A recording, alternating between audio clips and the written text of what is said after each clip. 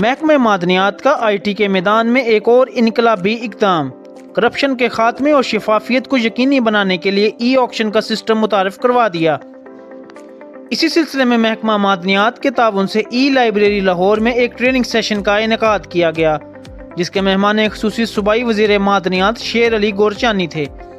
اس کے علاوہ سیکرٹری معدنیات پرویز اقبال، ڈی جی معدنیات راجہ منصور احمد، دیگر ڈائریکٹرز معدنیات اور افسران اور ٹھیکیداروں نے بھی شرکت کی۔ اس موقع پر وزیر معدنیات شیر علی گورچانی کا کہنا تھا کہ وزیر اعلیٰ مریم نواز نے مجھ سے وعدہ لیا تھا کہ اس محکمے میں شفافیت لانی ہے۔ اسی سلسلے کی کڑی میں آج ای آکشن کا آغاز کر دیا گیا ہے۔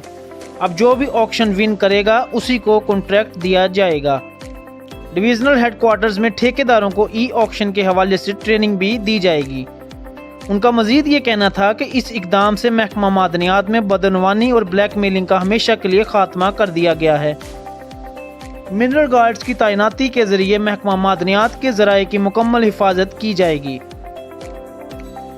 ٹریننگ کے شرکاء نے صوبائی وزیر معدنیات کے ویژن کو سراہا اور ان کے ساتھ مل کر محکمے کو پنجاب کا سب سے بہترین ادارہ بنانے کا عزم کیا۔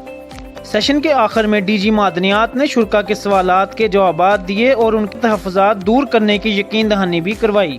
خصوصی رپورٹ کے ساتھ KW نیوز لاہور۔